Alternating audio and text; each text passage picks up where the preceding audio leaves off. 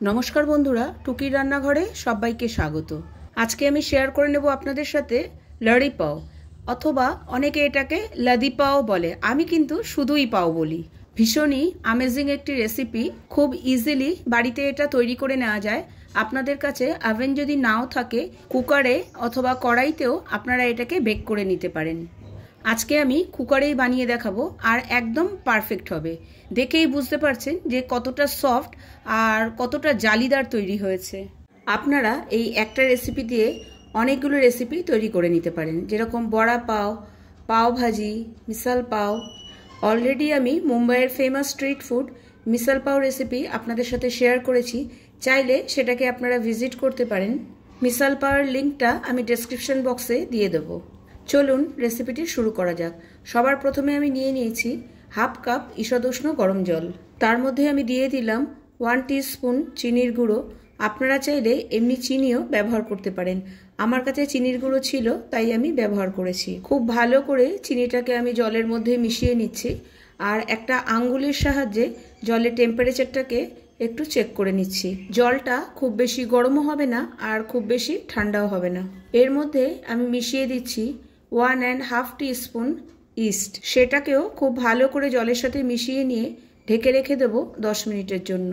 এবার একটা বাটিতে আমি নিয়ে নিচ্ছি 1.5 কাপ ময়দা, হাফ টিস্পুন নুন। ময়দা আর নুনটাকে খুব ভালো করে এখানে মিশিয়ে নিতে হবে। ময়দা আর নুনটাকে খুব ভালো করে মিশিয়ে নিয়ে এখানে আমি অ্যাড করে দিচ্ছি 1.5 টিস্পুন বাটার। বাটারটাকে আমি এখানে অল্প মেল্ট করে নিয়েছি। এখানে আপনারা নর্মাল তেলও ব্যবহার করতে পারেন, তবে বাটার ব্যবহার করলে পায়ের টেস্টটা অনেক বেশি ভালো হয়। ইস্ট দেখুন খুব সুন্দর অ্যাক্টিভেট হয়ে গেছে। ইস্ট এভাবেই ফুলে যেতে হবে, তাহলেই এটাকে আপনারা ময়দার মধ্যে অ্যাড করবেন। যদি এভাবে অ্যাক্টিভেট হয়ে না থাকে তাহলে এটাকে ফেলে দিয়ে আবার সেকেন্ড টাইম আপনাদেরকে ইস্ট অ্যাক্টিভেট করে নিতে হবে, না হলে পাও ভালো হবে না। আর এই পাও ভীষণ সুন্দর তৈরি হবে। এর মধ্যে আমি বিশেষ কিছুই অ্যাড করিনি, ময়দা, ইস্ট আর নুন ব্যবহার করেছি। এতেই পাও মার্কেটের মতো একদম টেস্ট হবে। আপনারা চাইলে এখানে ময়দাটাকে দুধ অথবা জল যা কিছু দিয়েই মেখে নিতে পারেন। আমি এখানে দুধ ব্যবহার করেছি। দুধ দিয়ে ময়দাটাকে মাখলে পাওটা ভীষণ সফট আর টেস্টি হয়। জেনারেলি মার্কেটে যে পাও পাওয়া যায় সেটা জল দিয়েই মাখা হয়, তবে আপনি যদি ঘরের জন্য পাও তৈরি করেন তাহলে দুধ দিয়ে মাখলেই বেশি ভালো হবে। আমার এখানে 3 টেবিল স্পুন মতো দুধ আর একটু লেগেছে। হাতে আমি একটু তেল লাগিয়ে নিচ্ছি, তাতে ময়দাটা মাখার সময় সুবিধা হবে। আপনারা যদি কখনো মনে করেন হাতে ময়দাটা লেগে যাচ্ছে তাহলে অবশ্যই তেল ব্যবহার করতে পারেন, কিন্তু গুঁড়ো ময়দা আর ব্যবহার করবেন না। এখানে ময়দাটা খুব বেশি নরম বা খুব বেশি শক্ত মাখার দরকার নেই, নর্মালি মেখে নিলেই হবে। এবার হচ্ছে পাওয়ের আসল পার্ট। যেভাবে আমি ময়দাটাকে এক হাত দিয়ে ধরে রেখে আরেকটা হাত দিয়ে সামনের দিকে এভাবে স্ট্রেচ করছি, আবার সেটাকে ফোল্ড করে নিচ্ছি। এইভাবেই সেম প্রসেসটাকে 5 থেকে 7 মিনিট করে নিতে হবে। এছাড়াও আমি দুটো প্রসেস দেখিয়ে দিচ্ছি, সেভাবেও ময়দাটাকে মেখে নিতে পারেন। ঠিক এভাবে দুটো হাত মুঠি করে নিয়ে আঙ্গুলের সাহায্যে চেপে চেপে এভাবে মেখে নিতে পারেন। এই প্রসেসটা করা খুবই জরুরি, এর জন্যই ব্রেডগুলো একদম সফট হয়। যখন ময়দাটা ঠিক এভাবে মোলায়েম হয়ে যাবে তখন ময়দাটাকে ঠিক এভাবে নিচের দিকে টাক করে দিতে হবে। এবার আমি এটাকে রেখে দেব ফার্মেন্ট হওয়ার জন্য। কাঁচের বাটিতে আমি একটু তেল ব্রাশ করে নিচ্ছি, এর মধ্যেই আমি ময়দাটাকে রেখে দেব। ময়দার ওপরেও হালকা একটু তেল লাগিয়ে নিচ্ছি যাতে ওপরের দিকটা ড্রাই না হয়ে যায়।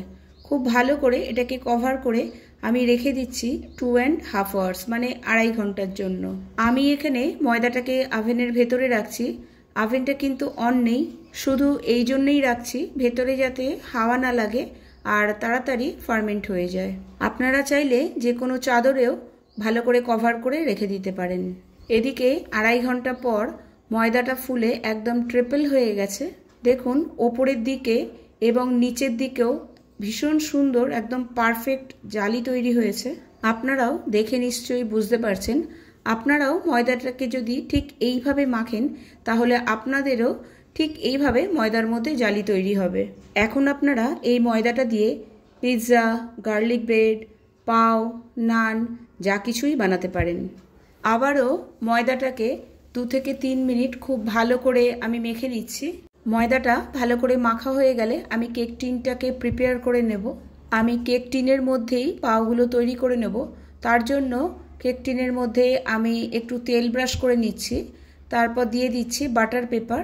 বাটার পেপারের ওপরেও আঙুলের সাহায্যে আমি একটু তেল ব্রাশ করে নিচ্ছি। আমার কেক টিন একদম তৈরি। এরপর ময়দা থেকে আপনারা আপনাদের পছন্দের সাইজ অনুযায়ী লেচি কেটে নিতে পারেন। মার্কেটে পাওয়ের যে নর্মাল সাইজ হয় সেই অনুযায়ী আমি লেচিগুলোকে কেটে নিচ্ছি। হাতের তালুর সাহায্যে ভালো করে গোল করে নিয়ে আবারও নিচের দিকে টাক করে নিতে হবে। ঠিক এইভাবে টাক করতে হবে, ভালো করে গোল শেপ দিয়ে নিতে হবে। আমার এখানে 1.5 কাপ আটাতে টোটাল তৈরি হয়েছে 6টা পাও। আপনারা দেখতেই পাচ্ছেন ভীষণ ইজিলি ঘরেই এটা তৈরি করে নেওয়া যায়। আমি আরও একটা নিচের দিকে টাক করা দেখিয়ে দিচ্ছি। এবার আমি কেক টিনটাকে একটা ভিজে কাপড়ের সাহায্যে ঢেকে রেখে দেবো 20 থেকে 25 মিনিট। মিডিয়াম ফ্লেমে কুকারটাকে আমি প্রিহিট করে নিচ্ছি 10 মিনিটের জন্য। দিয়ে দিচ্ছি নুন। এখানে প্রায় 2 কাপ মতো নুন আছে। যখনই আমি বেক করি তখনই এই নুনটাকেই আমি বারবার ইউজ করি। গ্যাসকেট এবং হুইসেলটাকে অবশ্যই রিমুভ করতে ভুলবেন না। এরপর একটা বাটিতে আমি নিয়ে নিচ্ছি দুধ। দুধের মধ্যে মিশিয়ে দিচ্ছি 1/2 টিস্পুন চিনি। চিনিটাকে দুধের সাথে খুব ভালো করে মিশিয়ে নিতে হবে। আরেকদিকে 25 মিনিট হয়ে গেছে। দেখুন পাওগুলো খুব সুন্দর ফুলে উঠেছে। এবার আমি ব্রাশের সাহায্যে অল্প অল্প করে দুধ নিয়ে ময়দার ওপরে ব্রাশ করে দেবো। এটা একটা সিক্রেট বলতে পারেন। এই দুধ আর চিনি দিয়ে ব্রাশ করলে পাওয়ের কালারটা খুব সুন্দর আসে। চিনিটা ক্যারামেলাইজড হয়ে পায়ের রঙটা সুন্দর হয়ে যায়। আরেকদিকে 10 মিনিট হয়ে গেছে, কুকারটা প্রিহিট হয়ে গেছে। আমি কুকারের ভেতরে একটা স্ট্যান্ড রেখে দিচ্ছি আর কেক টিনটাকে কুকারের মধ্যে ট্রান্সফার করে দিচ্ছি। এবার একদম লো ফ্লেমে এটাকে আমি বেক করে নেব 35 মিনিটের জন্য। আমার 35 মিনিট হয়ে গেছে। চলুন দেখিয়ে দিচ্ছি কেমন বেক হয়েছে। দেখুন রঙটা খুব সুন্দর এসছে আর জালিটাও একদম পারফেক্ট এসছে, বোঝাই যাচ্ছে। এবার পাওটা যে একদম রেডি সেটা কি করে বুঝবেন, চলুন টিপসটা দিয়ে দিচ্ছি। এভাবে আঙুল দিয়ে যখন পায়ের ওপরে একটু টোকা দেবেন, দেখবেন মনেই হবে যে ভেতরটা একটু ফাঁপা, মানে একটু ফাঁকা মতো, হালকা টকটক করে একটু আওয়াজ হবে। কুকার থেকে নামানোর পর সঙ্গে সঙ্গেই বাটার ব্রাশ করে নিতে হবে, না হলে পায়ের ওপরটা একদম শক্ত হয়ে যাবে। বাটারটা খুব ভালো করে লাগিয়ে নিয়ে একটা ভিজে কোনো কাপড়ের সাহায্যে পাওটাকে ঢেকে রেখে দিতে হবে 1/2 ঘন্টার জন্য। চাইলে আপনারা আরও একবার মাঝখানে কাপড়টাকে ভিজিয়ে ঢেকে দিতে পারেন। 1/2 ঘন্টা হয়ে গেছে। কুকারে করলে একদম ওভেনের মতো কালার আসবে না, তবে ওভেনের এবং কুকারের টেস্ট কিন্তু দুটোই সেম। চলুন নিচের দিকটা দেখিয়ে দিচ্ছি। একদম পারফেক্ট জালি তৈরি হয়েছে আর ওপরের দিকটা একদম জালি হয়েছে, সেটা তো আগেই দেখিয়ে দিয়েছি। আর পাওটা একদম সফট হয়েছে। দেখুন ভেতরেও খুব সুন্দর জালি তৈরি হয়েছে। আপনারা চাইলে পাওটাকে ভাজির সাথেও সার্ভ করতে পারেন। পাও আর ভাজি একটা সুন্দর কম্বো রেসিপি, শুনলেই জিভে জল চলে আসে। দেখুন পাওগুলো একদম সফট হয়েছে, চাপার পরেও একদম সেম পজিশনে আবার ফিরে আসছে। চাইলে আপনারা চায়ের সাথেও এটাকে খেতে পারেন। এছাড়াও আপনারা আপনাদের ইচ্ছা মতো এটাকে ট্রাই করতে পারেন। আশা করি রেসিপিটা আপনাদের ভালো লেগেছে। রেসিপিটা ভালো লেগে থাকলে অবশ্যই আমাকে কমেন্ট বক্সে একটা কমেন্ট করে জানাবেন। পাওয়ের ওপরে আমি লাগিয়ে দিচ্ছি গার্লিক বাটার। আজকে তবে এই পর্যন্তই। আমার চ্যানেলের পুরনো বন্ধুদের জানাই অসংখ্য ধন্যবাদ। আর নতুন বন্ধু হয়ে থাকলে চ্যানেলটিকে সাবস্ক্রাইব করে আমার পাশে থাকার অনুরোধ রইল। নিচে দেওয়া বেল আইকনটি অবশ্যই প্রেস করে দেবেন, তাহলে আমি যখনই নতুন কোনো ভিডিও আপলোড করব তখনই সবার আগে পৌঁছে যাবে আপনার কাছে। ভালো থাকবেন, সুস্থ থাকবেন। টাটা।